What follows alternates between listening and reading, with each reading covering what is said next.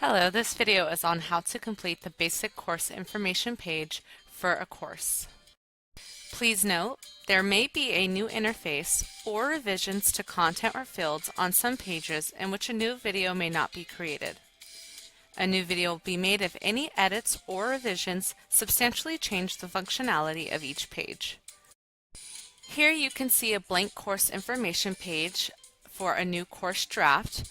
However, if you are modifying a course, the elements of this page will already be completed from previous proposals.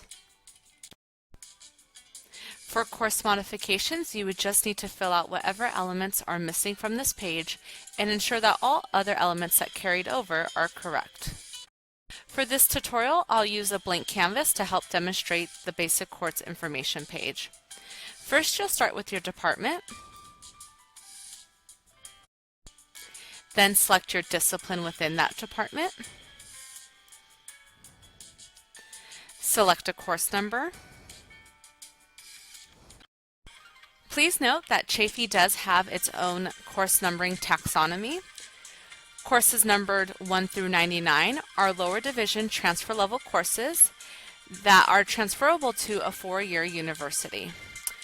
Courses number 400 through 499 are associate degree level courses which are not transferable but can be applied to an associate in arts or an associate in sciences degree or a certificate. Courses numbered 500 through 599 are non-degree applicable foundational and college preparatory courses that are not part of a degree or certificate. These are known as standalone courses.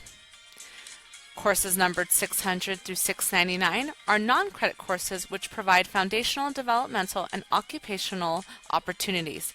They do not earn credit and are not considered part of collegiate level study. They are also tuition-free for students. If you are creating a new course or you are replacing an old course with a new course, you want to ensure that the number has never been used in the history of Chaffey. We do have to go that far. So one way is to contact the catalog and schedule coordinator to see what numbers are available. You can select a number during this process without calling the catalog or schedule coordinator or emailing them. They will typically review the number during a process called technical review and then provide revisions for changes if that number has already been used. Next, you'll create a course title. After creating the course title, you'll create a short title. Now, a short title is only allowed to be 30 characters, so your course title actually may be the same as your short title, but in this case you could see my course title is longer than the short title. It's more than 30 characters, so I'll need to condense it in a way that still represents the course title but is less than 30 characters. You want your short title to be less than 30 characters and to also represent the title of the course accurately, because this is actually what appears on student transcripts, not the course title but the short title. Select your academic and career community, and then select whether or not this course is eligible for credit for prior learning. Let's take a moment to talk a little bit about credit for prior learning. We do have a credit for prior learning webpage at our Chaffey College website. You can also locate it on our Curriculum Office's website.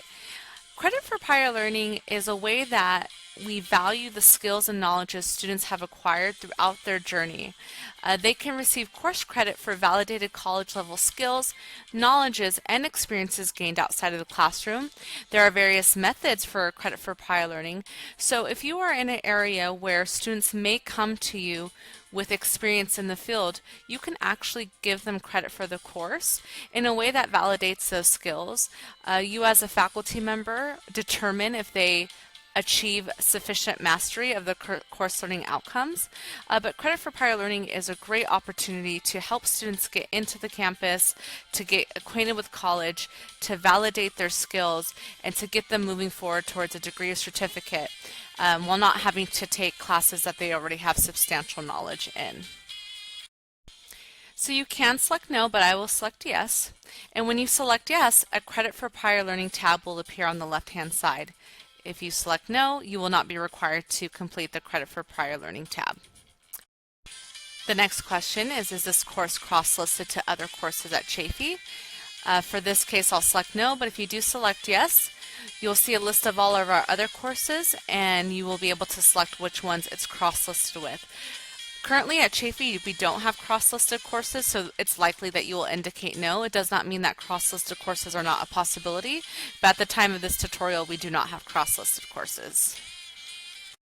Next is to generate a catalog description. There are many ways that you can write a catalog description. My main recommendation is to create a student-centered description that describes what the students can expect in the course, what general topics they will cover, and if there is any connection to career or transfer. Next is to select the proposed start date. This falls within our current catalog and scheduling deadlines, and it typically is the following academic year from when you're doing the proposal. However, feel free to select one that you're hoping that this course will be available for, but the ultimate decision results in our current deadlines and scheduling deadlines. The next question asks, will this course replace another course? If yes, go ahead and select yes, and then a list of courses will come in which you can select which course it's replacing. There's a tutorial on why we might have a new course be created if it's replacing another course, and sometimes it's not replacing another course, it's genuinely a new course, so you'll just select no. Enter the rationale for the proposal. After you've completed that, the next statement says, the curriculum committee has permission to correct any misspellings or punctuation issues. I highly recommend that you check this off. If it is not checked off, we will be sending the proposal back to you for revisions for basic grammatical errors or typos that we normally could take care of on our end. So I recommend that you do check this off so we could take care of those on our end and not have to send those back to you. And finally, let us know if this proposal is part of a discipline sequence and where will the proposal fall in course sequencing. In this case, this is just a course that does not follow behind another course, so I will not fill this out. And that is how you complete the basic course information page.